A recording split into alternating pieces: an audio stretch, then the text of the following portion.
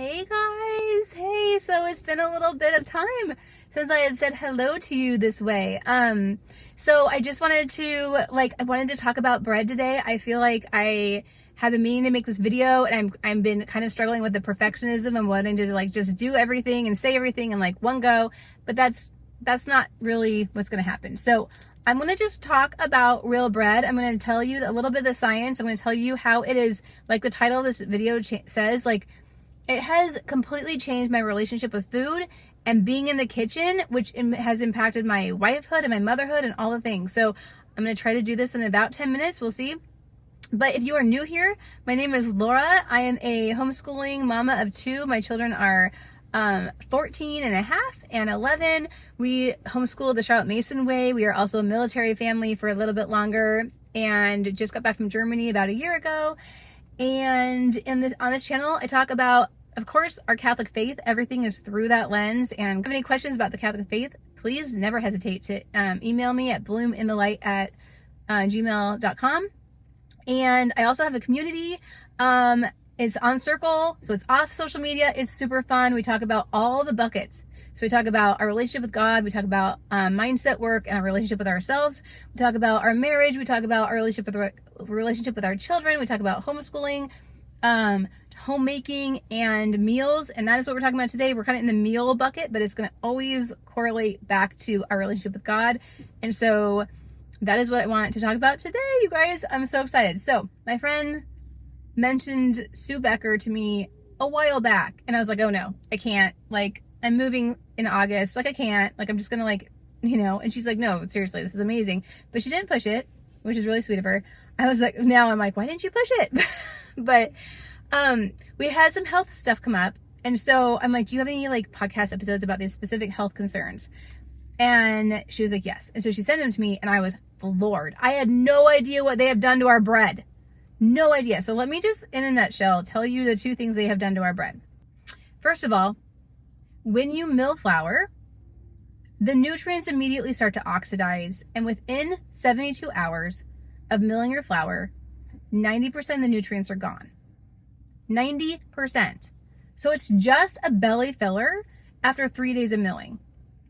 So all of your cookies, all of your crackers, all of your breads at the store, even your breads at the bakery, if they're not freshly milling it in the day or so, the nutrients are gone. The other thing is that the stuff in the store is mostly white flour.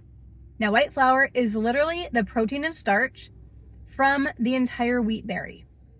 Now, up until around the turn of the century, around the 1910, everything was around wheat being whole and milling at home or creating a town around the millers.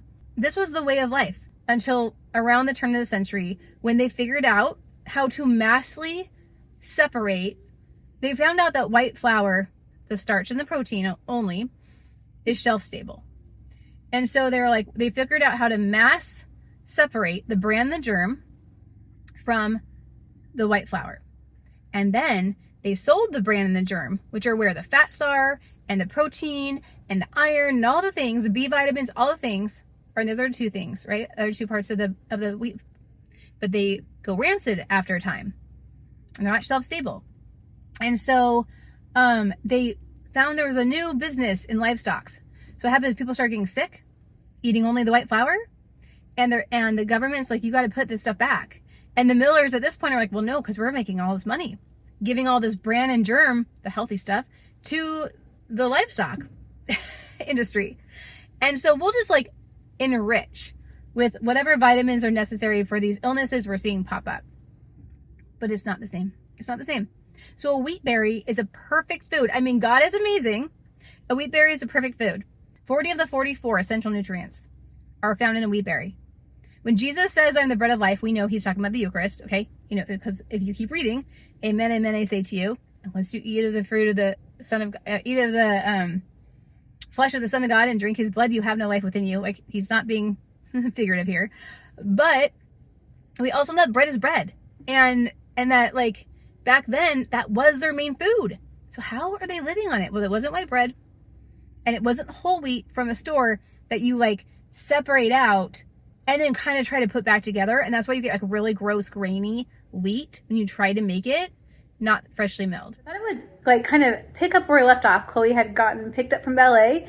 And so here we are. And I had just finished talking about just kind of the science behind bread. So now I want to show you, I'm actually right by my kitchen. So I want to show you my mill and my mixer and talk about how I have gone from loathing the kitchen, like wanting nothing to do with it, to like loving being in my kitchen. This is actually a pretty nice kitchen. It has three sides. There's a window. I love the window over the sink, even though I'm looking at my neighbor's house and not my backyard, which is the goal. I love my I have a drying rack over here, and I got this like goofy, what do you call that? Microwave. But this is my mill. Here it is. It's kind of hard to do this one-handed. This is my Wonder Mill. It was, I don't remember how much it cost. I think it was $2.99. There is a mini version. This baby is amazing. So you put and you can see my different grains here and the bread I've made here. Everyone loves my bread. I'm getting pretty handy at it. So you put the mill, and so anyways, it's not a lot. It's not taking, but this is my mixer. This is my Bosch. But it's just, anyway, there's a cone in here, and you have to turn it on first, and you have pastry, bread, and coarse, and you turn it on, and it makes a really, really loud sound, like a vacuum kind of, and then it pumps out here, and this is where the flour is caught, and there's no like poof of flour, like some of the more fancy machines, which you could totally go for if you want, because they look really pretty. They just pour it out of the spout. And this is self-cleaning, so I never have to like clean it, which is pretty cool. And then this mixer is just awesome. Everything goes in from here. It doesn't have like the KitchenAid part to it. It just, when you start kneading like whole wheat, flour that you just milled, the KitchenAid was not up to the task. Like you can do it, but it wasn't producing the bread I wanted. So I'm trying to make store mimicked bread, and actually this bread right here, it's my first loaf I made that Ryan's like, oh my goodness, you have literally replicated store bread. So he's very happy with me. So anyway, so now the kitchen has been an adventure since I can remember. And I think a lot of it has to do with the fact that before I was like following all these different dietary protocols and nothing felt like legit. It was like everything cut out bread, paleo, keto. It was like, oh, bread's bad.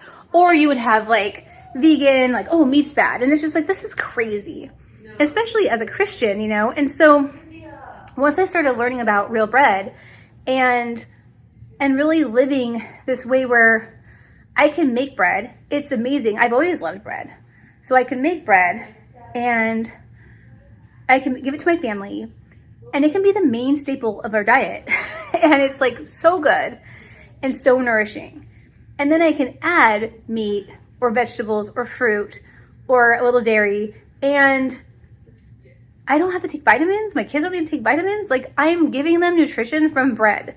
It is so good and so yummy. And you can make, you can make anything you could possibly think of that you purchase at the store, you can make with freshly milled flour. So it's just like, now I can't wait to get in the kitchen and be like, what can I create next? And I want to leave you with this thought, especially if you are a mother, but either way, it's a good thought. First of all, we are meant to live at peace. So if you're feeling anxious, what I heard recently, the cure to anxiety is creating. That you can't be anxious and creative at the same time.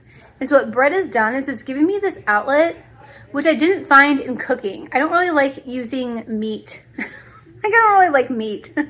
I'll eat it. I think it makes my body feel good sometimes, but like I don't enjoy cooking meat. And so like bread to me is like this art. It's a science and art.